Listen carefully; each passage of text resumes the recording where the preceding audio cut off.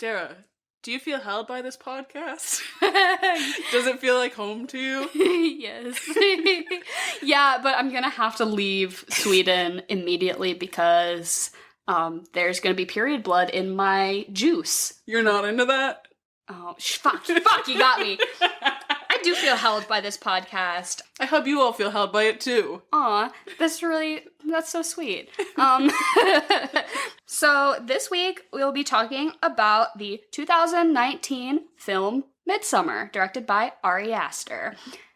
We chose this as part of our Oscar Snubs month, so to celebrate the Oscars that are coming up pretty soon, we decided instead of watching the movies that are nominated, which honestly we're not that into, we decided to pick some previous movies that we thought were kind of snubbed or not recognized by the Academy, because that's how I feel most of the time, honestly. Yeah, no. Nothing that ever gets nominated is, like, something that I've wanted to watch. It feels like a chore, like being like, oh shit, now I have to go watch Mank.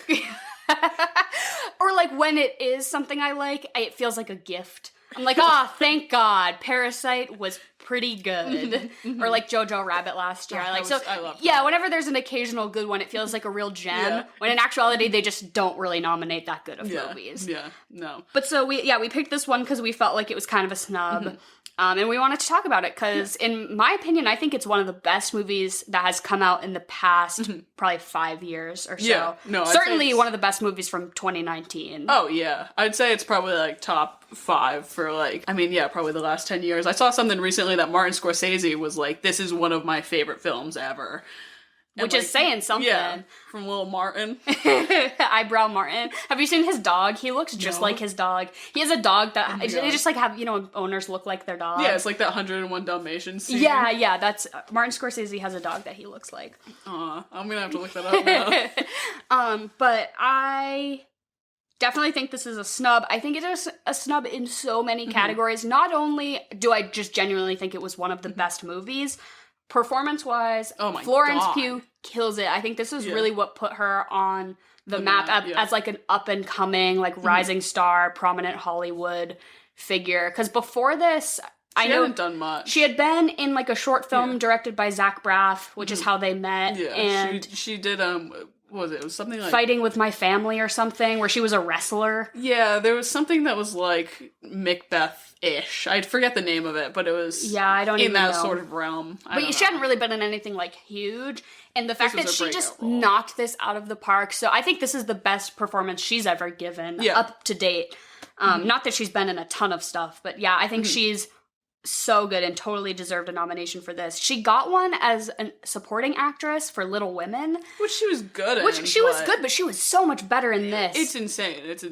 And I mean, I don't know if I can really say for directing, because I don't really know if I know enough about that to like say, but I think Ari Aster should have gotten a director or original screenplay. At least something, I just think this was such a cool story. It's a very smart movie in so many ways. Like the foreshadowing, the way that it literally brainwashes you, just like you're in, what's the name of the place? Harga, yeah. It's insane. I'm really glad we chose this one because I haven't rewatched it until now. This is only the second time I've seen it. Really? Yeah. I think I've watched this movie maybe 5 or 6 times, and it only came out like 2 years ago. I picked up so much. The second watch around. Insane.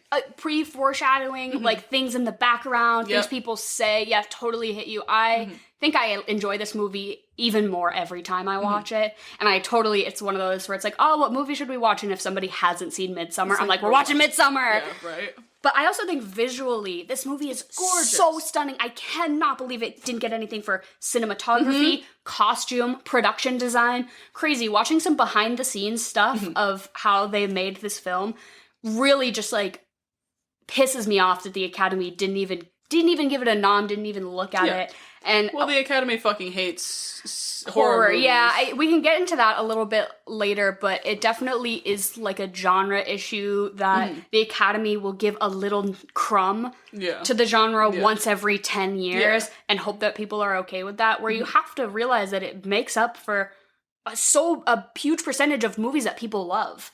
Oh, yeah. And you have massive amounts of horror fans out there. Maybe it's just like they're scared to give recognition to something that's maybe controversial or like scary or gross, you know, because it's very like highbrow movies are for the Oscars, you know, like quote unquote highbrow, which is bullshit. I would say that this is a fucking highbrow movie. That's what I was gonna say. Like, horror movies can be highbrow. Like, there's nothing that says they can't be. I mean, obviously, like the 80s slasher films, it's nothing grand or noteworthy, but this... Thinking about this, it kind of got me interested to look a little bit more into it and, like, the distinction between a horror movie versus a thriller movie. Okay. Because, to me, when somebody says psychological thriller... I'm like, you're just talking about like a highbrow horror movie. You know what I mean? Interesting. But because you know what I mean? Like, Silence of the Lambs, that's a psychological thriller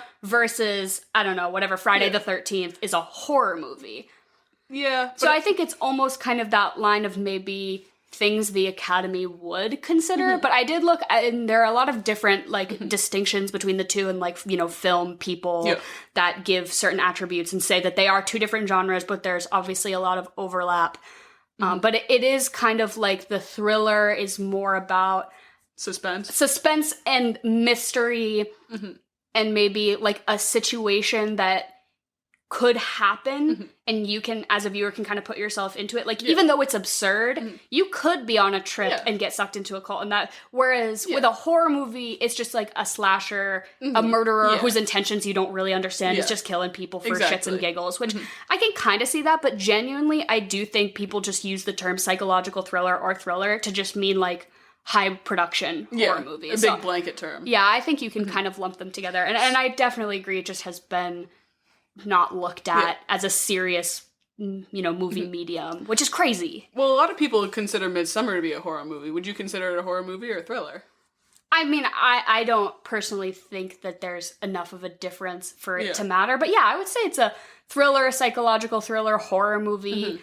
I think it has elements of both. Certainly, visually, this movie's fucking disturbing. Yeah. I feel like it's almost implied that the people who would listen to this podcast, you would have seen the movie before, but I feel like maybe we are getting some stragglers who are just, you know, here for the first time.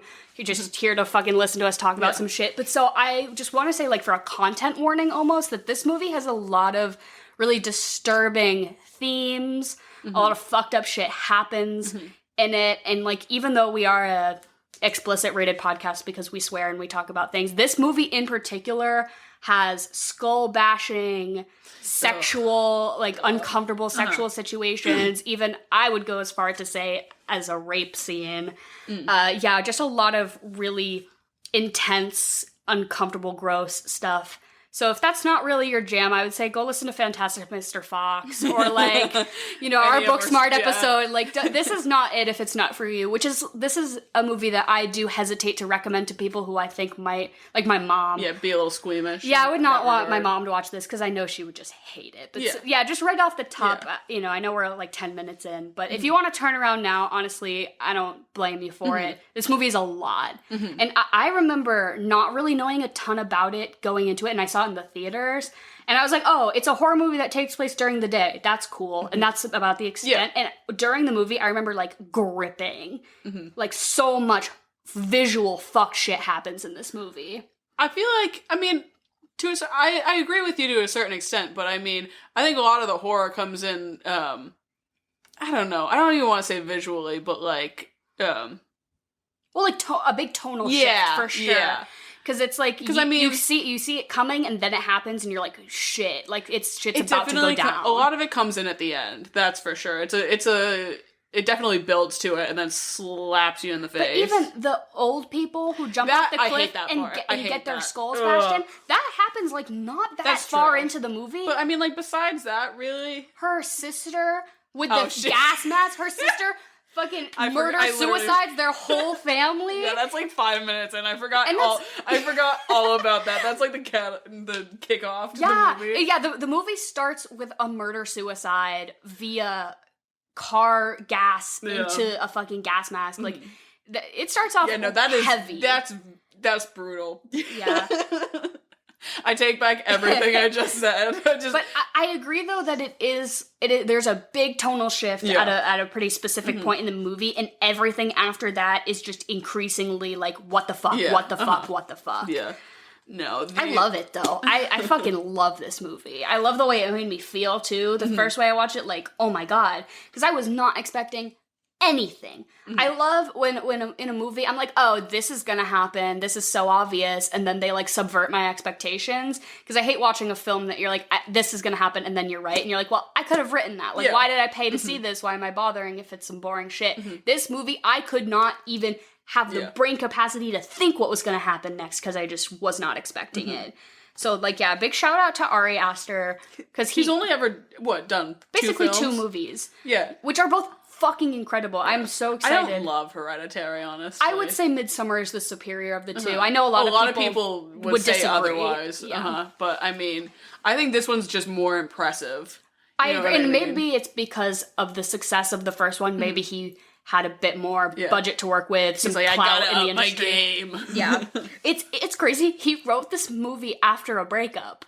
Oh my god! Isn't that? Imagine being Ari Aster's ex-girlfriend who is the catalyst for Midsommar. Like, oh my god, I wouldn't even know what to think. Have to go to a lot of therapy to process that. Just be like, what have I done? Yeah. Fuck, was I really that shitty? Because I would say that this is like the pinnacle of trash boyfriend. I cannot overstate how much I hate the character of Christian. I mean, that's what you're supposed to. Yeah, you're supposed to hate him, but it's the subtleties. And it's so nuanced the way it's presented, because a shitty boyfriend in a movie can just be like, oh, he hits his wife. Like, oh, he's a piece of shit. He's a lazy bum, whatever. He's a piece of shit. But he's never, like, directly horrible to her. It's all in little gaslighting ways. Exactly. Oh my god. And it just, you're in... Like, 5 minutes in, though, you know what kind of guy he is. That scene in the beginning where, like, Danny ends up pretty much apologizing to him yes. about asking very reasonably about the Sweden trip, like, makes my fucking blood boil, dude. Like, there's one line where she ends up going, like, no, I'm sorry. I was probably just confused. Yeah, exactly. And I feel like it's just so shit, because so many girls have probably been there. Yes. Because so many, like, guys have done that. And you kind of, as a viewer, get that behind the scenes. You see him with his friends, and they're like, your girlfriend's so annoying, she's calling you, don't you want to dump her? She doesn't even like to have sex with you, bro. And it's like, so you already kind of get that, like, ew, I don't like him. Yeah. And then when they interact, though, you're so on her side. You're like, you don't see it, but he is just so not good for you. Yeah, no. But I totally empathize with that, like, feeling guilty in conflict situations, where if the other person flips it on you and they're like, no, now I'm mad at you, I'm like, oh fuck, I'm sorry. Exactly. So I, like, you tear yourself down and you're like, oh, I'm just stupid. I'm just stupid, and kind of submit, I suppose. It's crazy to me, like, literally her parents and her sister died in a fucking murder-suicide, and he is so insensitive about it. It's nuts. He's like, oh, you're crying again? I'm like, bro, also, it shocked me to my core later when they're on the trip, and Connie and I forget the other guy's name, the other couple that's from England, and they're like, oh, we're engaged, how long have you guys been together? And then there's a little discrepancy, like, oh, it's like, no, it's been 4 years. This seems like the way like, you would it? This is a relationship that gives me, like, 6-month vibes, you know? Yeah, right. Like, you just got into the, like, we're serious now, but maybe I don't know all of your shit and you don't know all my shit. By the 4-year mark, you know each other's shit. Like, at least you should, but it's crazy. Speaking of knowing each other's shit, he doesn't even remember her fucking birthday. Dude. And then there's that one scene, like, it's been so bad for so long, because she's like, oh no, it's my bad, I forgot to remind him that it's my birthday. You should not have to remind him. Like, this has been going on for probably, like, 3 of the 4 years that they've been together. But I think just the way that they present this whole relationship right off the bat is, like, I'm not gonna say it's the scariest thing in the movie, but it's really what sets off, like, all of the kind of conflict that happens. There's one scene, too, where, like, there are just so many instances I could talk about where he's a bad boyfriend, but there's that scene at the beginning where they're taking mushrooms Oh my god, Which is I like- hated this scene because I've been that girl who's like, I don't want to do it. Uh-huh. And everyone's Exactly. like, oh, you're a pussy and now you're ruining the night for everybody, so you do it and then But you you feel have like a shit. terrible time. Yes, Yeah. and then you feel, I Like, mean, not you that should- I've done mushrooms, Yeah, but I like was gonna that, say you should. I've never tripped, but I've had friends that trip, and it's very much a big thing. Like if you are not in the right mind space Yeah. to do it, you should you not get be stuck. doing it. You can get stuck like that. I don't want to have grass growing out of my hands for the rest of forever. Are you kidding me? The way, as somebody who's never done a psychedelic, I don't know, but a lot of people really do enjoy the visual effects and the way that they simulate kind of like drug use in this movie. Yeah. How you kind of feel when you stand up too Yeah, fast. Them using that in this movie, I just think was so genius. I've never visually experienced anything like that tripping. But I have, like I said, I have friends that do, and I was like, hey, can you watch this for me and tell me if this is accurate? And there's a lot of what TV and movies do trip-wise. Like, whoa, dude. It's like, it's really bad and it's Yeah. really wrong and not at all accurate, but like this movie did a really good job of it, from what I understand. Clearly Ari Aster has done some shit. Yeah. He did some experiential learning. He's like, sorry, I have to like do LSD a lot to prep for this movie. It's for my work. movie. Yeah, it's for work. It's my art. But yeah, no, the one thing I do know is that you don't look in a mirror when you trip. And she goes in there and she stares into a mirror and then she just like, Well, that's like blacks. no, but do you ever when you're really drunk and you look in the mirror and you're like, who is that? You're like, that's not me. Yeah. When you're pep talking yourself, like I'm not drunk. I'm not drunk. Yeah, you're like at a social gathering. am. You're just like heavy breathing. Like, I'm okay. I'm okay. Yeah, just like into the mirror. But that's like me on a Tuesday night while watching The Departed with my parents. I'm like, I just watched The Departed this week. No way. I always think about one of the first times my parents, it was like chill for me to like drink with them, like socially. We watched The Departed and I was trying to keep up with my dad. Because I was like, well, you know, I gotta be on par. Yeah, and I I'm not a literally, bitch. I like had to go into the bathroom and I was like, oh my God, I can't do this. I didn't know that Matt Damon and Leonardo DiCaprio were different people for like most of the movie. I was like, wait, what? What the fuck? Anyways, What did I miss? maybe we'll do The Departed sometime. That movie's whack. It's just like 3 hours long. It's 3 hours, but it's like, since we live in Massachusetts, it's like Yeah. a Boston thing, so I feel like, did your parents make you watch it? Are your parents really into The Departed? It's like a dad movie, so Yeah, I've like yeah. seen like bits and pieces of it with my dad, but Yeah, this was the first time I watched it all the way through, and I just rated everyone's bad Boston accents. The only people that do it well are Matt Damon and Mark Wahlberg because they're from Boston, and then everyone else doesn't have a Boston accent until they say like, I got pop the Yeah. Oh Like, my okay, God. a little more subtle. Yeah, they just slip in and out of it. I'm like, where are you from? Not here. I mean, this is not a good transition at all, but accents.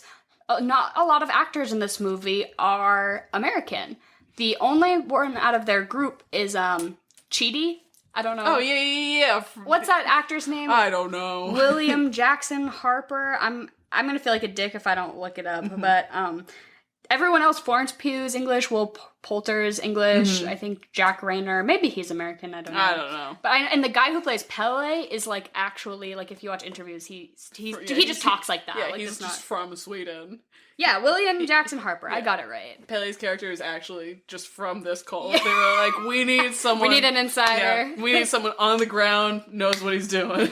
But there are a few instances throughout the movie where they will, like other members of the cult will speak English to them, Yeah. like broken and with an accent a little bit. But then there's some, they'll just walk up to them and start speaking Swedish. Yeah. And you're like, Huh? huh? And I read online that there are no subtitles. Even if you put on subtitles, they don't subtitle the Swedish people, and there are Interesting. and you're supposed to feel alienated the same way that the characters do, you know, Yeah. like in a situation where you don't understand what the people around you are saying. So that's an interesting choice that I No, think is smart. cool. Certainly Yeah. smart. Would you join the cult if Pele asked you nicely? Because I think I would. I mean, if I didn't immediately see people jumping from the cliff, probably. Yeah, right Yeah, off the bat. no. I'm like, Pele, you got a compelling argument here. Just tell your friends, be like, hey, why don't you all stick around? Yeah. You can donate some of your sperm for breeding purposes. Yeah, right? And honestly, Will Poulter's character, what's his name? I don't know. I just think of Kyle. His name isn't Kyle in the movie, but he's such a Kyle. Yeah. Be like, yeah, you get to live here for free and just, like, fuck milkmaids, but you can't vape. Yeah. I mean, I would probably join. You're constantly in a daze, it seems, because you're just tripping. Like, every other drink they consumed was just shrooms. It's, a lot of this movie, if you think about it a little too hard, starts to not really make a ton of sense, because this watch around was thinking a lot about how they say that this is a ceremony they do every 90 years. Yeah. But I'm like, okay, but look at the houses you guys live in. Clearly you live some sort of, not like primitive, but like, you know, I don't see any businesses. I don't see a Starbucks. I don't see, not like a modern culture, you know what I mean? Clearly it's still a very secluded. Yeah. Well, I mean, there was one scene where they like where Pele was like explaining to, I don't know what his name is. What was his name? William something. Oh, we could just call him Chidi, yeah, Chidi. Honestly. I think, what's his name in the movie? I don't know. I don't know I don't know anyone's names in any movies. Especially, they all just have, like, boring boy names. Yeah. Not Pele, though. Not Pele. Yeah. But, yeah, no, I was thinking about it, if I could survive there or not. No. And No, I couldn't. But you would join, but you couldn't survive Well, there? I would join if Pele asked me nicely, but I would die immediately. I could maybe survive there, except my one problem would be there was one point in the movie where they were all just like singing this song and rolling their R's, and I was just like, I couldn't be there because I can't roll my R's. I can't roll my R's either. I was like, I wouldn't fit in. I'd feel alienated and left out, and they would just be like, who's this weird American that you brought that can't roll her fucking R's? My issue would be that there's no hospital. What do you do? What do you do? Do you have that many medical problems that you need to be in a hospital? Like, absolutely, yes. Are you kidding me? I can't remember the last time I like went to a hospital for an emergency rather than just like checking to see if I'm allergic to cashews. No. I'd say I go at least a few times a year for emergencies. Not even regular checkups. Anyways, I just got my tetanus shot the other day. I'm really proud. You do that every 10 years. Oh, my school was like, we're not going to let you graduate unless you get a tetanus shot. And I was like, fine. Stop twisting my arm. Hurt. Yeah, oh my god, my arm is still a little sore. But see, I bet they don't have tetanus shot there. And they've got a tick problem. The ticks! I cannot believe the only time I ever related to that character was when he was like, I'm putting my socks above my pants because I'm afraid of ticks. I have such a big tick phobia. Every time I'm in the woods, I'm like, I have to wear long pants and socks because I can't fucking deal with the ticks, especially. Are you just scared of ticks and Lyme and everything yes! like that? Oh, I've never, for the first time in my life, I had one burrow into my skin like a year or two ago. Oh. Has that ever happened to you? Well, yeah, I'm gonna let you in on a secret. I had Lyme disease. Did I know this about you? I must. This happened over the summer. Oh, I didn't I'm know. a recent Lyme I'm in recovery. I'm in remission.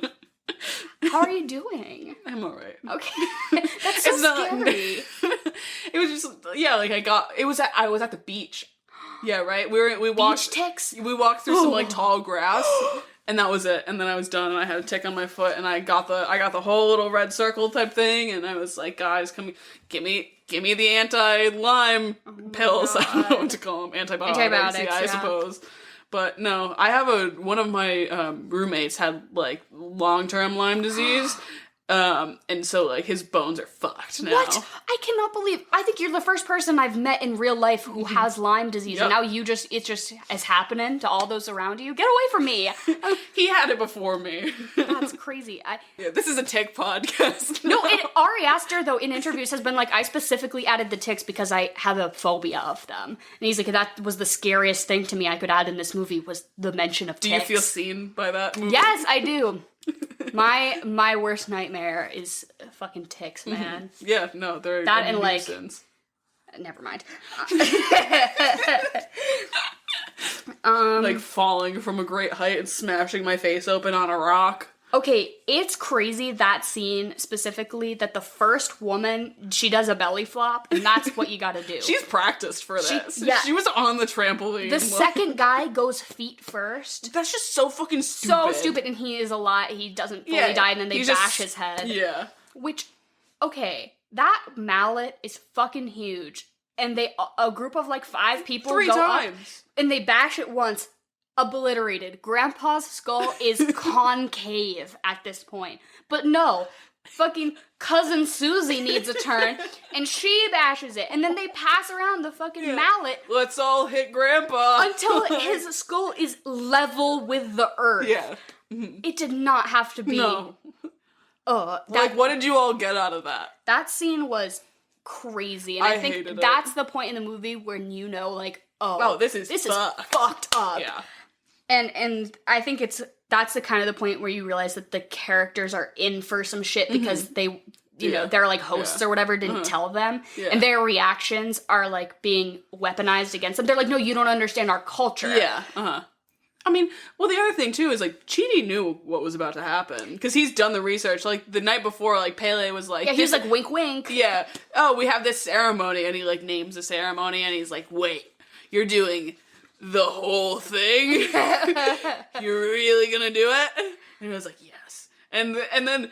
Chidi didn't tell anyone either.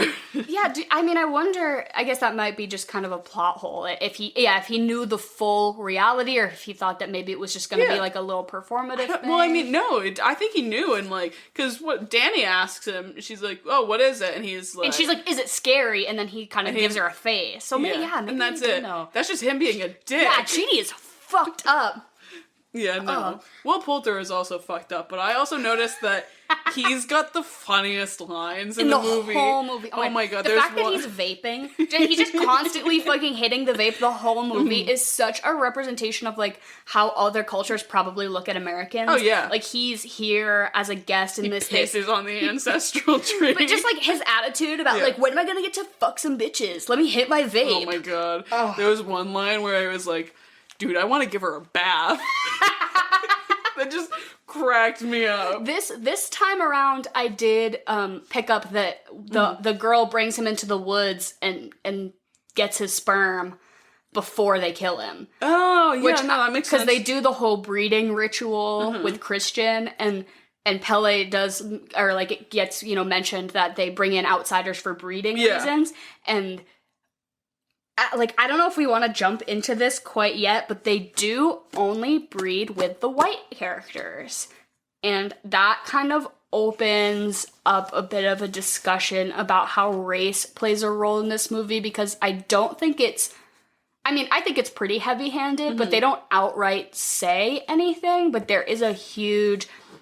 discrepancy between how they kind of treat the white characters versus the people of color. It is a community of white blonde people. Yeah. It's like Aryan race Sweden. type shit. Yeah, it's Sweden, but they're all blue eyes, blonde hair, white it's what people. You assume. And so the Americans who come, the few that are people of color, definitely do stand out kind of a lot. Yeah. And they are not used for the same breeding reasons, I guess, and it totally leans into the horror movie trope that the black people die first. Yeah, oh, entirely. Yeah, because the first people who get killed Chidi was at least the third. Yeah, right. Chidi made it to number 3, but it was Connie and whatever his name was. They were both the first ones British, killed, but they were definitely both people of color, and they got killed right off the bat. And it is... Like I said, not something that they say directly in the movie, but if you pay attention to it, like the subtle racism is a lot, and I think it's intentional. I don't think the people who made this movie are racist. I think they did it with intention. Yeah. That's how a lot of Europe is. Yeah. Like America's pretty racist, but Europe is also pretty racist. Oh, I can't believe these characters are PhD students. They're so stupid. They're so stupid. Like, okay, Chidi's like balls to the wall about school, and him I get. But he's got his blinders on. Yeah. Like he's like one of those kids that that's all he ever is like on about is school. But yeah, he is really into school. Christian? He is a fucking idiot. Christian's like one of those people that just continues going to school because they have no idea what they actually want to do with their life. Hey, don't at me. Don't at me right now. This isn't about you. I'm feeling attacked. Wow. But, like, you know what I mean? He's like, well, I might as well just keep doing school. Or very much a follower. Yeah, exactly. Like, oh, my friends are. And I have no idea why Will Poulter's character is even because there. Oh my god, I thought that maybe he was just a buddy or something. But no, they fully said that they're all part of the same, like, anthropology program. So Danny is a psychology. Yeah. But I'm like, what the hell? These are grad students. Yeah. That does not come off to me in that way. But I guess it kind of helps drive the plot forward as, like, the reasoning of why they're there and a lot of things that happen, especially with, I hate that we're just calling him Chidi, but if you haven't seen The Good Place... Let me find his name. William Jackson Harper, but I don't know what his name is in the movie, but he is on the show The Good Place, and his character's name is Chidi. Let's tell everyone... He just is Chidi to me, like... Let's tell everyone what the characters' names are right now. So Florence Pugh plays Danny, Will Poulter is Mark. Jack Rayner is Christian, which is Danny's boyfriend. Oh, Josh. William Jackson Jr. plays Josh, yeah. Okay. They're all so boring names, like, I don't... I can't remember, but I'm gonna try to stop calling him Chidi, because we're not a podcast about The Good Place. Yeah. But, yeah, no, and, I mean, thinking about it, too, like, Danny's a psych major, like, you would kind of think that she would maybe... think twice about going to this cult type thing, but, like, also she's dealing with the death of her whole family, so you kind of gotta give her that one, I suppose. I will say, I feel a little bit iffy about the way that this movie deals with mental illness. I think it does a really good job dealing with grief. Yeah. And her, you know, going through the grieving process and what it's like to, like, have loss like that in your family and how she's struggling, especially without a support system around her to, like, help her go through that. I think that the movie deals with that very well, but the specific mentions of mental illness in the movie, I just wasn't really sure if I agreed with how they were placed. Like, they show her taking an Ativan at one point because it's implied that she is so stressed out by her sisters, by, like, her, you know, her family situation, that she has to take an Ativan. And I'm like, okay, whatever. I don't really think you needed to show me the name of her prescription. Yeah.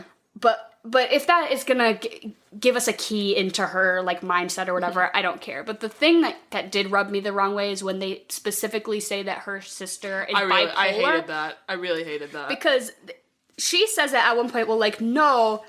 this is serious because my sister has BPD, and this isn't her just being dramatic. This is the way it is, which is an accurate description. But then Christian uses it, and he's like, "Oh, she's bipolar. She does this all the time." And then, the fact that it leads to a murder homicide, murder suicide. As I'm like, oh, are we just gonna demonize mental illness? Like, oh, she had BPD, so she killed people who don't have.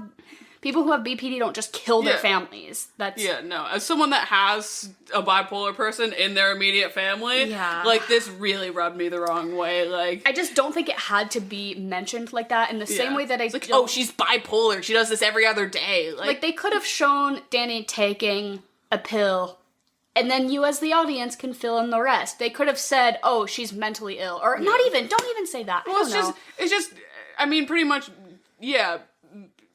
portraying people with mental illness as a burden, but also which is the fact that it's so overdone. The fact that she does a murder suicide, we can probably just assume that she wasn't in the best place. Yeah. So you don't even spell it out for me. Yeah. I can get to that point myself. Yeah. You know, that beginning part.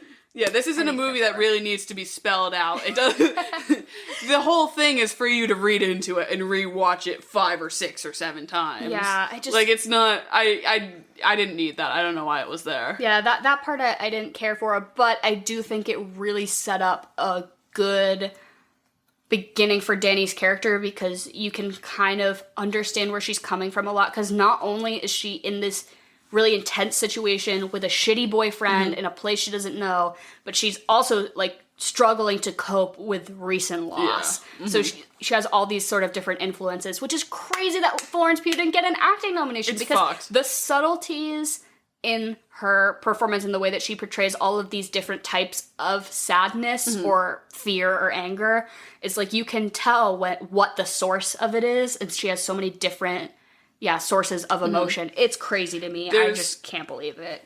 there's that one scene in the beginning, sort of, when Pele is like, I'm so sorry about your family and everything like that. And, like, that was one of the, like, from the jump, I was like, she is phenomenal, because she turns on a dime. Yes. Like, she's just so fine and cool and calm, and then you just see that I don't want to say classic, but almost, like, iconic, like, Florence Pugh frown that she does. Yeah, no, it's so true. That's, you're like, this is gonna be good. But even she does that frown in different points throughout the movie, and you can tell the differences between, because one, she goes into the bathroom and she's like, I wasn't prepared to talk to strangers about this recent thing that happened to me, and that was a source. When she's on the mushrooms and she thinks that everyone's laughing at her, still the signature frown, but the difference there, and then later in the movie, it definitely, the subtleties in her facial expressions and the way that she presents herself are crazy. I think that this movie, the characters are so well developed, even for whatever period of time you get to know them, like, right away, you know what kind of guy Mark is. You know what kind of guy Pele is. Like, it takes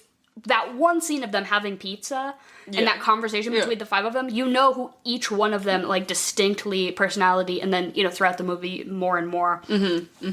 No, I want to just know if Florence Pugh's vocal cords ever recovered from all the crying, all the wailing that she has to do in this movie, because it's insane. Yeah, I mean, because right off the bat, you think of the iconic scene where she's on the floor and all the women are around her, but paying attention to it, she cries a lot in this movie. Oh my god, I remember watching it the other day, and I was, like, the only one, like, awake in the house still. It was, like, the first, like, shot, like, when she, like, finds out her whole family's died. She's just screaming. She's scream crying. And the whole... the volume on the movie, too, like, turns way up. And I'm just, like, frantically trying to turn down the volume on my TV because it's just Lawrence Pugh wailing. I can't wake up my roommates. Yeah, right. Somebody's like, hey, you okay out there? It's like, it's just Florence Pugh. But, like, I mean, also, like, mentally, because I saw that she posted something about this recently on her Instagram about how, like, a lot of these scenes took so much out of her, and I'm no actor. But I couldn't imagine, like, the place you have to go to, like, to do all of... And to give such a good performance, too. Yeah. This, for me, reminds me a lot of, like, Florence Pugh's Mother performance, like, where you just have to go somewhere really dark, but also you have You mean Jennifer Lawrence? Who did I say? You said Florence Pugh. Then we were talking about sorry, Pugh. yeah, no, Jennifer Lawrence, my mistake.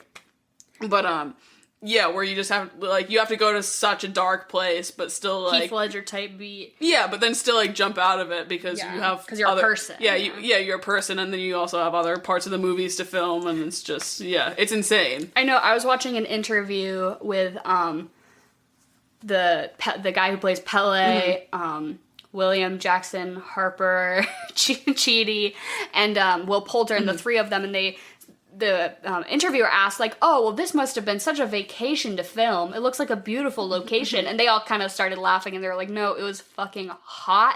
There were bugs. God. There were wasps. Yeah. It was miserable. Like, you think it looks nice, but no. And then somebody notes, they're like, yeah, and that's just our experience. That isn't even Florence and Jack, or what's Jack Ryan? Yeah, Jack Rayner. Yeah. He was like, their experience, because they were dealing with that, and they had to be in that, like, headspace the whole time. So just imagine, like, 100-degree weather with bugs, and they're like, all right, so your family just died. Let's get you there. Yeah. You know? Like, fuck. That just sounds miserable. Yeah, no. I remember seeing something, too. Like, it was about it just being so hot and how amazing the whole cast was, like, in these conditions. Like, there's that one scene at the end, or close to the end, I think it's the May Queen feast, where there's a mirror on the table. And could you imagine? Like, I'd have a freaking heat stroke. I knew that so this is, like, one of the reasons why I really feel like this movie was snubbed for production design, because the food scenes, to make food look good on camera is a crazy intense process, and especially with the big feast scenes and food that there were close-up shots of food, the food was used as plot points at certain points, like with the meat pies and whatever. To make that food look good on camera took so much work in 100-degree heat. I couldn't imagine. Was crazy. I think there was something like a huge team of people who were just focused on making the food look the way it was supposed to. And, like, and that's just such a minuscule part of the movie, is the food on the table at the feast. And the fact that much work went into it is crazy to me, that this didn't even get a nod, because just the way this movie looks is so stunningly incredible. The cinematography is something that really stands out to me, but also, what is it? So much of just, like, the background sequencing of just, like, everyone, like, going and doing their own thing behind, like, whatever's happening in front of the camera. But still looking like a cohesive community, right? like a unit. Yeah, like, you know, they're in a group doing yoga. Or, like, they're singing and cradling a baby, and you're like, oh, this is just their life. Yeah, it never stops. You never are taken out of the setting. The score was something that really stuck out to me. Music, too. I wrote down snub, and then I just listed every Oscar category, because I was like, why was this not recognized? There's a lot of horror movies do scores really well, because I think it has to, and it adds a lot to suspense. But this one really stuck out to me. This one did a lot. Just like the really dissonant, like, wailing. Like, I mean, it's pretty much like I think it's the title card scene with Florence Pugh wailing, but there's also, like, just the strings just wailing, like, in, like, really, just really ominous chords, and I was like, yeah, and I think it had to do that almost perfectly, because it was attacking the let's do a horror movie in the daylight topic. So everything has to be outstanding. So they're like, okay, horror movies, dark, let's reverse that. Everything is during the daytime, which was the big selling point of the movie. Like, I think I mentioned, that was literally the only thing I knew about it. Everyone's like, oh, the horror movie that's during the day. Yeah, so I think that the music has to be doing its job 100% of the time, because you still need to feel that horror feeling, even though it's bright and sunny and you're in a beautiful field and everyone is wearing white and has flowers. A lot of it, too, like, really puts you in the space of Harga as well, because, I mean, they've got, like, these sort of, like, I don't know anything about Swedish culture, but, like, these, like, really Swedish sounding songs going on, and they're dancing around the maypole and everything like that, and I'm there, and the camera work for that scene, too, really awesome. I was dizzy watching it. I couldn't imagine actually doing it. Like, how long do you think you would last in the dance? You're tripping and you're running around a maypole dancing. I wouldn't have even made it into the circle. I could be like maybe 4 people deep, and that's it, and I'm done. I did, like, now that you mentioned this dance scene in particular, I do want to pose a question that it was the first thing I wanted to talk to people about who had seen the movie. Like, on the car ride home, I was like, Henry, like, what do you think of this? Because it was specifically that maypole scene that kind of triggered this, like, not confusion, but, like, I guess posing this question. Is how early in the film do you think Pelle knew that Danny was going to be the May Queen? Do you think it was premeditated? I don't know. Do you think she actually won that dance competition? No, certainly exactly, not. Because in that scene, the girls are throwing themselves on the ground, which, everyone's on fucking shrooms or whatever, but there are times when they kind of bump shoulders, and then they're like, ah! And they, like, throw themselves 10 feet out, and I'm like, you didn't actually fall like that. And so I'm like, how much of it was them throwing it because was it some sort of group conspiracy to get her to win because she's the outsider and they want her to stay? I mean, the earliest point that I could think that he would maybe be manipulating her in that way is, like, when that she comes up to the apartment and she's like, oh yeah, we're actually landing on my birthday. Yeah. And I think that probably maybe clicked something in his head, and he's like, oh, my cult is gonna love me for this. No, I took note of the same thing. I think the second time I watched the movie, because I was thinking about it, he says, I'm actually really glad to hear you're coming. And the tone of his voice is, I'm like, in that moment, did he conceive the whole plan to make that a whole thing? Him giving her the picture on her birthday, like, all those little things to lure her in. Oh, yeah. To him knowing that her family was dead and that he could capitalize off of that as this sort of found family cult community mindset. Like, oh, you have lost the ones you love, but you can have a found family within us. Because it all really ties together. I got something for you. But I really, the second time watching this movie, I really focused on that. And Ari Aster has responded to people posing this question, and he says it's intentionally vague. It's up for your interpretation. He has no answer. He's like, it's just, if you want to think it was premeditated, then that's what you can think, and if you want to think it just is, circumstantial. But I can't help but focus on the conspiracy of it all. Well, there's so many things about this movie that you can analyze in that way. Like, I found myself, like, there was, like, a cow walking in the background, and I was like, what does it mean? Like, you can really... This is one that you can just throw yourself into, and you could write a whole, like, dissertation about it. This movie is so genius.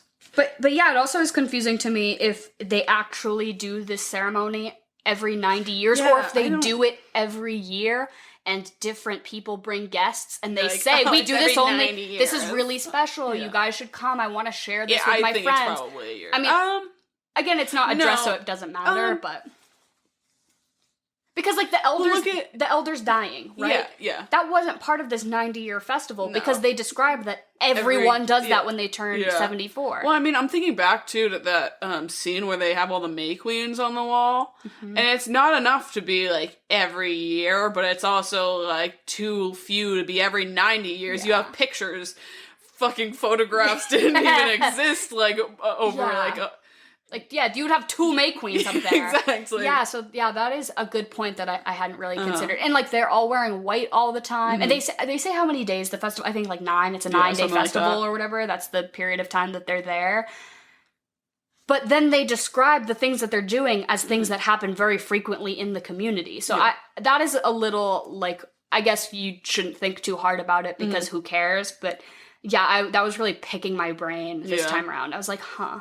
Mm-hmm. But so back to the like life cycle part. So they describe that they think of the lives as seasons, and like 0 to whatever, you're a kid, and then you do your pilgrimage. But then they have the hard cutoff at 74. And those people, they do a suicide as a ritual suicide.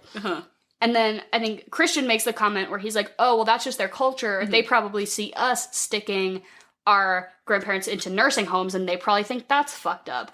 So how do you feel about state-sponsored euthanasia? This was a hard turn. I was not expecting. Do you think people should be able to choose if they want to die if they're over a certain age? Yes. Like what? Like 74? 70? 65? I don't know. 50? When do you get your AARP card? 60?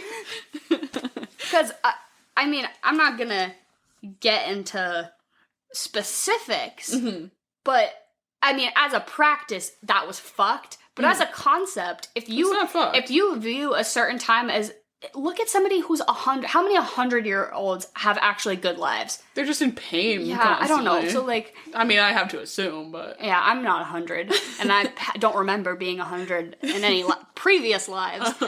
But I mean, I'm not trying to be ageist, I'm not saying old people can't live good, fulfilling lives, but I do think there gets to a certain point where you should just be able to decide that I'm done. I'm over this. Right? At this point, it's only going downhill from here. Yeah.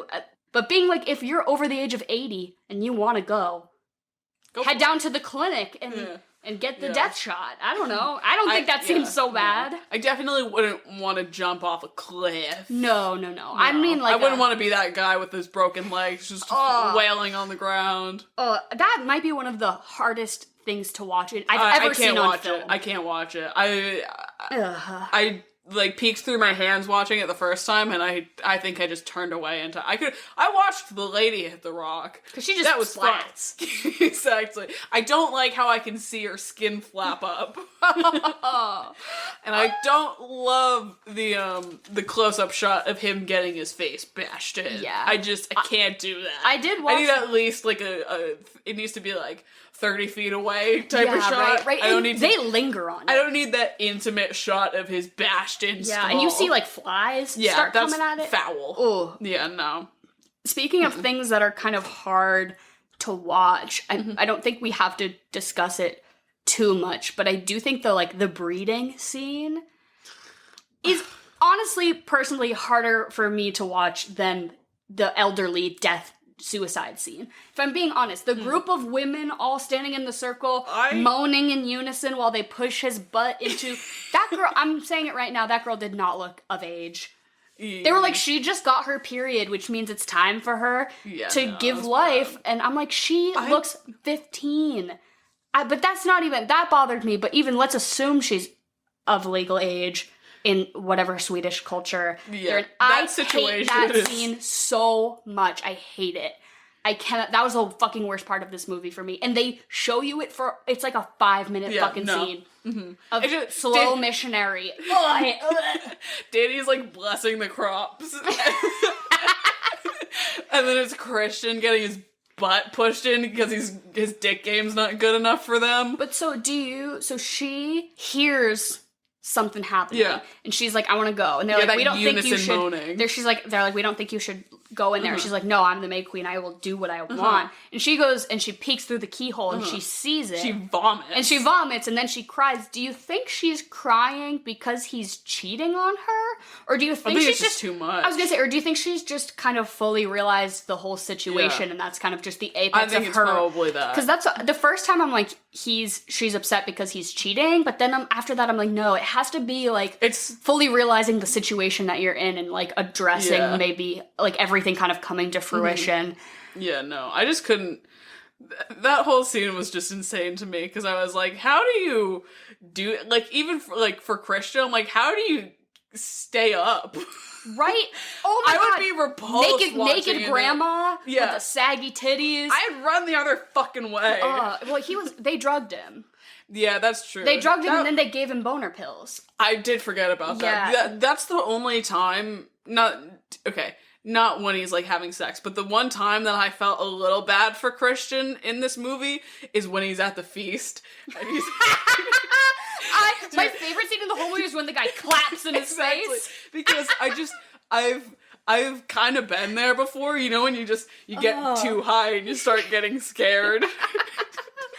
You can see how uncomfortable he is, and I'm just like, I've been there, brother. He's kind of like I'm not gonna say he's a strange looking dude, but he definitely has very unique features, and his eyes are like kind of big proportionally to his face, which really helps in that scene. His eyebrows are like so furrowed, scared. and his eyes are huge, and you're like, oh buddy, you are in it, huh? Yeah, when the old guy, he's like, can you tell me what's happening? And he claps in his face and everything goes like, boom, boom, I boom. would sob. I just start sobbing. I felt for him in that moment. I was like, wow. Yeah, I think that's probably my favorite moment in the whole movie. It just really gets me. But yeah, they drug him, they give him boner pills, and then a group of women collectively force him to impregnate let's say probably underage girl, and that I just fucking hated that. So do you think that the cult wanted Danny to see that? Because I mean, besides come on, it doesn't have to be that. Yeah. Because the girl who fucks Will Poulter and gets his spermies, she's like, let's go have a little romp in the woods. Come impregnate me in the woods, and then we'll kill you. Against a tree. Like, it could have been a lot more subtle. There was not a group of a dozen women in the woods. Well, we can't say that for sure. Yeah, true. Maybe it did happen twice. We were just left out of the loop. But, because I mean, really, they're loud as fuck. And then also, like, that one girl just kind of was like, we don't think you should see that. Yeah, and that was it. Like, that's the weakest, like, don't go look that you can give. Like, that's like, we don't want you to see that, wink, wink. Yeah, they're like, you shouldn't do that. And then she's like, no, I'm going. And they're like, ugh, okay. Don't twist my arm. Yeah, all right, sister. Yeah, and I think that does kind of lean into the theory that maybe everything was premeditated. Like, we're gonna get the boyfriend. Yeah. We're gonna rape the boyfriend. Let's make her see. Let's all cry together. Community. Yeah. Girl power. Do you think you could cry with a group of people around you crying in unison? No. I think, okay, honestly, I think this kind of goes back to our theory that we talked about in the Casino Royale episode where he sucks on her fingers. So, like, in James Bond, when Vesper's in the shower crying, he starts sucking her fingies to get her to stop crying. Confuse her. I think if I was scream crying and a group of women all just joined me on the floor and I would just start laughing. And it would just be too confusing and odd of a situation that I'd be like, wait, I can't scream cry anymore. This is so weird. It would surely get me to stop. I just don't know if I could I just run to the woods. Like, no one watch me while I just reg. Right? Crying in front of people is the worst. So, as somebody who does it all the time. If every When time... was the last time you cried? Oh, probably a couple days ago. Every time on the train in Boston, if every time I cried on the train, which was kind of a lot, if everyone in the train car started emulating my cries, I would have just jumped. I would have jumped on the tracks. I cannot imagine. Yeah, no. But I mean, that's pretty much the entire thing of, like, it's like, oh, we accept you in this community, we are one, and then it goes, and then you have the whole big finale, which is Christian gets put in the bear suit. Which is awesome. Yeah, where she chooses to put Christian in the bear suit. I think that it was a good representation of how her boyfriend, and, you know, we don't really see a lot of her friends or whatever, but the group of people around her aren't really supporting her through her grieving process, and Christian's kind of like, get over it, you know, you're being dramatic, whereas these people are like, no, we're gonna cry with you, which is like, maybe, not to say that that's what she needed, but like, it was just the reverse to what she had gotten at that point, which is kind of like, oh, we're really trying to sell you on this cult. Is our marketing working? Yeah. We paid a lot of money for this. We did a lot of research. Honestly, I think Pele is their best salesman. I stick Great to my job. point Did a that great if he job. just asked nicely, the movie would be over in 10 minutes. Yeah, no, 100%. He's like, hey. But, yeah, no, that end scene really does it. Like, that's probably one of my favorite endings for Ever a in movie in a film, long time. And cinematically, it's beautiful. I want to know how much that flower dress weighed. When she's moving around in it looks so cumbersome. Oh, yeah, it's so cool.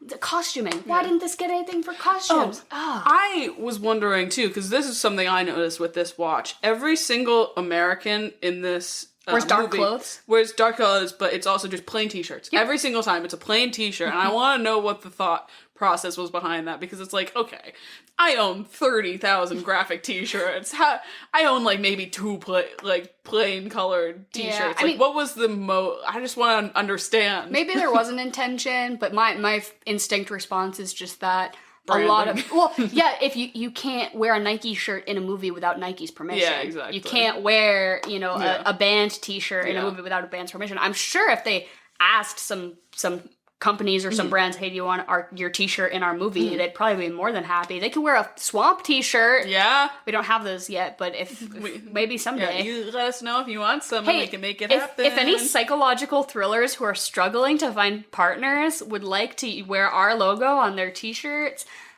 let me know. Hit me up. If a podcast drama thriller about I don't know what the plot of that would be. Two podcasters trying to go toe to toe. I was gonna say trying to figure out what drink to make for the next movie. Be Moscow Mule versus literally anything else. Yeah, we always just go with a mule, huh? but so I did have a note that on the very first scene when they arrive in Harga, you definitely notice everyone's wearing white, the Americans are wearing dark clothes. There are, I'm gonna say, like 30 Americans. In that first scene, there are so many people in dark clothes who you assume are like visitors, outside people, and then from then on, the only ones you ever see are Pele's group and Ingmar's two, who he brought. I mean, in the background, did they kill off 26 people?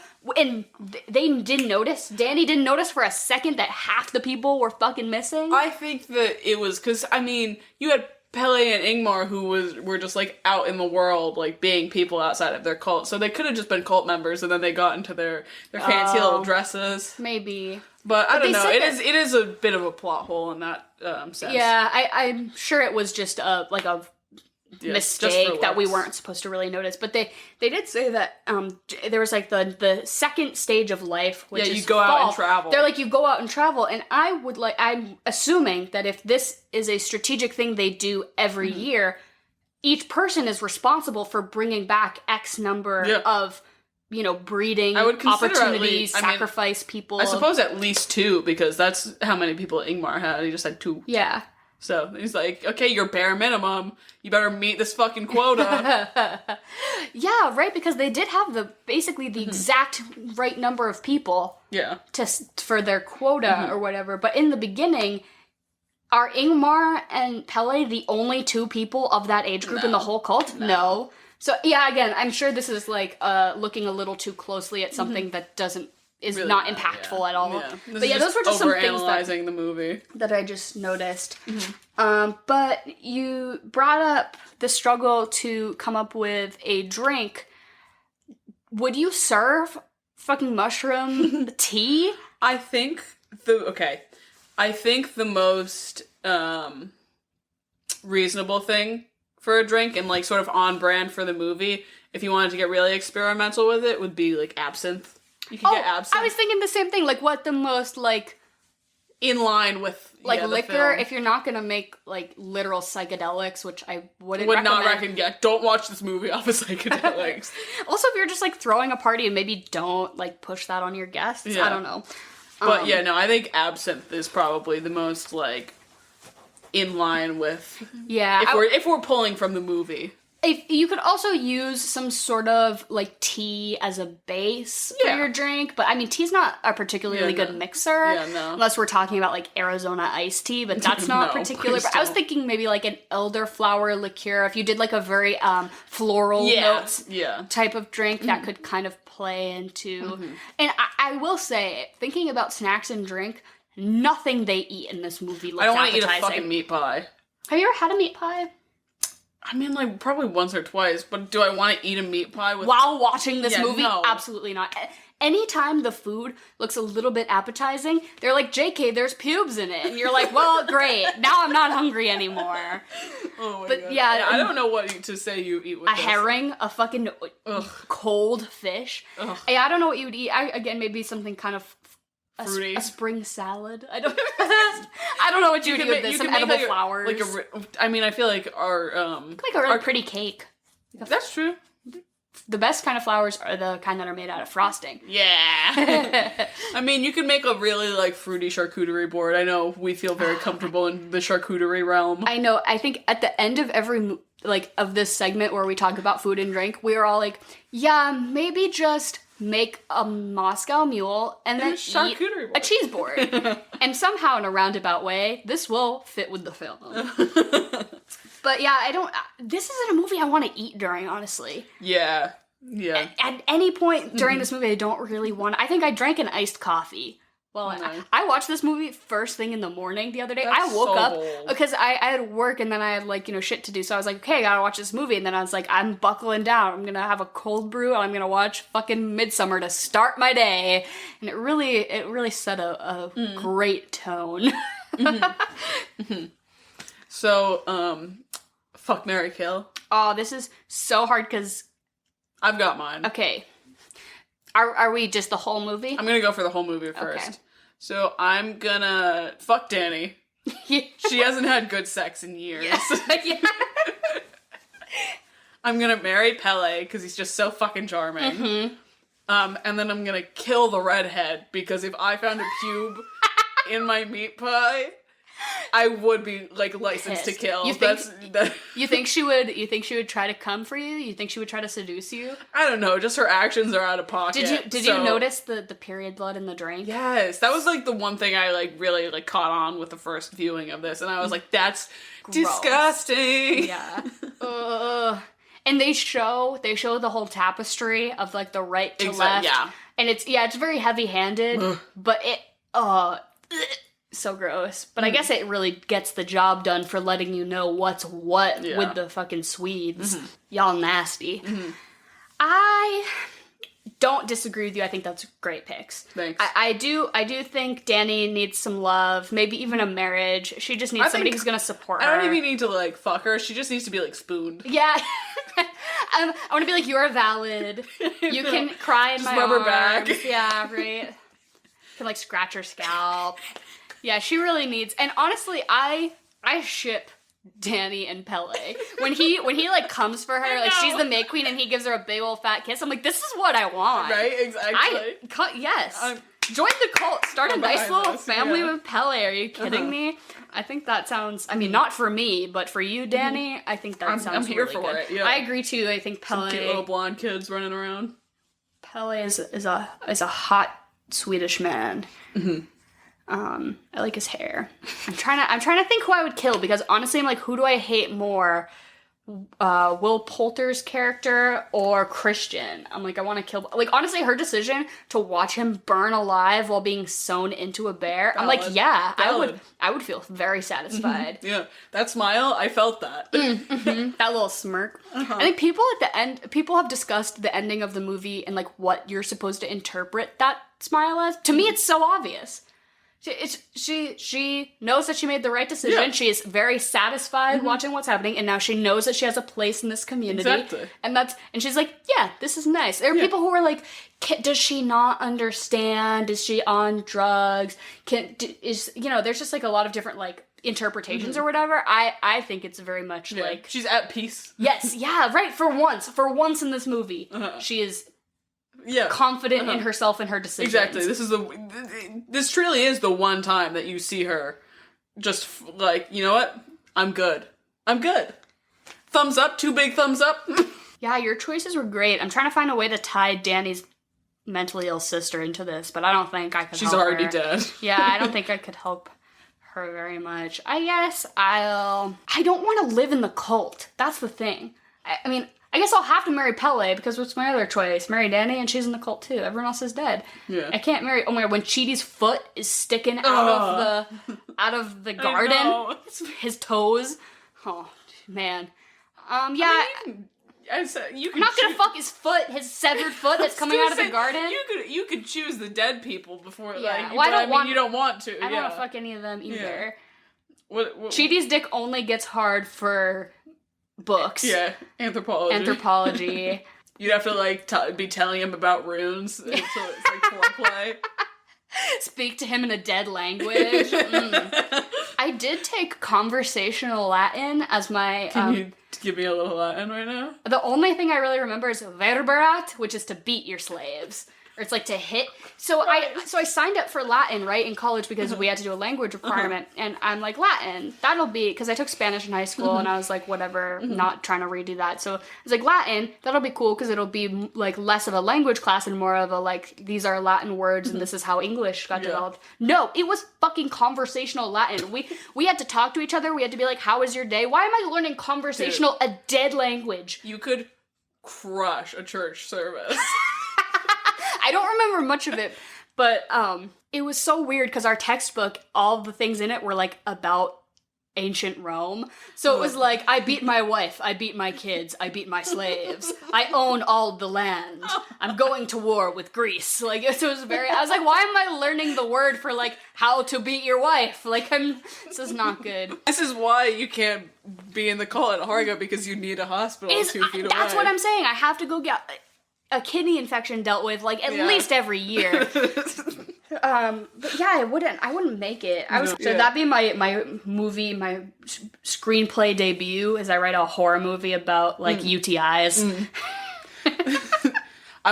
There was one time at my school they had like this I don't know, it was like a study. Because we have, and I participated in a study where Did you get paid? Yeah, I got paid $180, nice. and I just had to pee in a jug for a week straight. What? Did you have to keep it in the fridge? No. Oh, okay. They gave us this fancy little bag to carry it around. Yeah, no, but I was gonna say, I wanted to write a short story about it because like a short film about it, because it was just so absurd. It was just me and 3 of my friends carrying around piss jugs. I was gonna say, like, out and about, like, when you bring it to your classes. I went to a baby shower. BRB, gotta go piss in my piss jug. Oh my god! I had like this bag under my seat, and I was like, "Sorry guys, the baby looks. I'm excited, but I gotta go pee in my jug." Honestly, I'd do it for $180. That's nice. Oh, it was wonderful. That's tight. It was great. Yeah, no, a week straight. It wasn't even a week. It was like 5 days. It was perfect. I would shit into a jug for $180 for a whole week. I would. That's a little. It was like airtight, as long as it didn't smell. I'd have to go for like $250 on that one. What about not a whole week? What about 4 days? That's still pushing it. I'm sorry. This is a lot. You guys didn't sign up for this. In conclusion, no drink, no snack, kill everyone, piss in a jug. So, what would you rate this movie? Oh, like 9 out of 10. I love this movie. Yeah, I'd say the same, probably. Yeah. And what would you follow it up with if you had to do a double feature? I don't know. It'd have to be something lighter. I was thinking like Paddington. Something really heartwarming that you can just, you're like, after this, yeah. I like when we do the actor double features, and so I think Little Women is a really fun movie. And yeah, if you really liked what you saw with Florence Pugh here, you'll like what you see there. Yeah, and I think that is also a good tonal shift where it's like a little lighter. Yeah. I highly recommend it. Another pretty heavy movie, but Will Poulter was in a movie called Detroit. I've never heard of it. And it was about like a civil rights historical event, and it was good. I think John Boyega was in it as well. And it's just a good movie if you're doing like actor-related films, or you can just watch all of The Good Place with Chidi. Yeah, that would be a really good shift. Yeah. I think if you're in the kind of horror, like recent horror, I think either of the Jordan Peele films, you can watch Us or Get Out, which we're also massive snubs. Oh yeah, for sure. That's definitely part of the horror being excluded. I think they included Get Out, so Get Out got a Best Picture nom as well as it won for Best Screenplay, and I think that was the Oscars trying to make up for lack of diversity, mainly criticism for lack of diversity. They didn't actually care about being diverse, they cared about looking diverse. To, avoid criticism. And so I think that they included, they're like, what's the most diverse film we can think of? A horror film about racism. And so they included that one, but I think that was very much like the drop in the bucket that we get every 10 years for a horror film. Like Silence of the Lambs is really one of the only notable horror winners, or, thriller winners. I can't think of any others. Yeah, and occasionally they'll give like an acting or a, special like makeup sometimes occasionally, but it is nuts that this movie didn't even get anything. No, it's nothing. Yeah, ridiculous. But yeah, I would love to watch if you're in the mood, the horror move like Us after this, I think would slap so hard. I think so too. Anyways, you can find us online at theswamppodcast.com. It's our official website. There you can find our merch, which is pretty cool. And also, we do have Midsommar-themed pins, which are part of my Etsy store that I put up on the website. They're all movie-themed pins, which all, the money goes into helping us run and produce this podcast. We also have our logo on some pins and some tote bags, and some stickers, which are really fun. So if you want to check that out, go ahead. Our website also has all of our episodes and a comment section if you want to comment. We're on social media as well, Twitter and Instagram at The Swamp Pod. Hit us up. Let us know what you think. What are some of your biggest Oscar snubs? I was going to say that this was part of the A24 snub trifecta, that Midsommar, The Farewell, and Uncut Gems were all A24 movies from that year that didn't get recognized. I thought about trying to do Uncut Gems. But so, I should have mentioned that earlier, but so what are some snubs from the recent past or from the far past? What are some of your favorite winners? Things that you think, deserved the recognition that they got? Or just your thoughts on the horror thriller. If you're a really smart movie person and you want to really lay out for us the distinction between horror and thriller. Yeah, please do. I know I glazed over it ineffectively, but if you want to really correct us on some things we did wrong. Free. Honestly, you can do it with quite a heavy hand, because I'm not claiming to be that smart. Yeah. We're a movie podcast. We're not a film podcast. But we hope you enjoyed. Sorry this was kind of a bummer of an episode, but I still think it's such a fun movie. It's a great movie. I think everyone should watch. So, and if you don't mind a little visual gore and you've never seen Midsommar, check it out. Whoa, wait, hold up. We're not done quite yet. We forgot last week to do the giveaway. So we're doing it this week because only 7 people entered, so they don't mind. But if that's any incentive for any of you listeners to enter in the future, you probably have a good chance of winning. So we had 7 entries on our Instagram. Each month we do a little Q&A poll on the 3rd episode of the month, and all responses in any format get entered, and so this month we had 7, so Emily's gonna do a little random number generator, and we're gonna pick a winner right now. 7. Your mom! Jean! The Gene machine. Oh my god, Jean wins this month. Honestly, she's gonna be so pleased. This is amazing. I am so grateful. So her response, I do distinctly remember that we said favorite coming of age movie, and she said St. Elmo's Fire, which I thought was such a great. I think that St. Elmo's Fire. She's an 80s person. Is the Pokemon evolution that I need of Breakfast Club. Breakfast Club. Fuck the sucks. Breakfast Club. Fuck the Breakfast Club. Watch St. Elmo's Fire. Yeah. I just think it's got all the same people in it. So exactly. It's just better. And like, who are you putting into battle? Squirtle or Blastoise? Come on. It's Blastoise. Blastoise. So, Jean, we don't even have to pay for shipping. This is great. Yeah. Emily can just bring I'll give it to you tomorrow. Oh, hell yeah. So congrats, Jean, and also keep your ears open next month for our next giveaway, and be sure to enter. I can't believe what?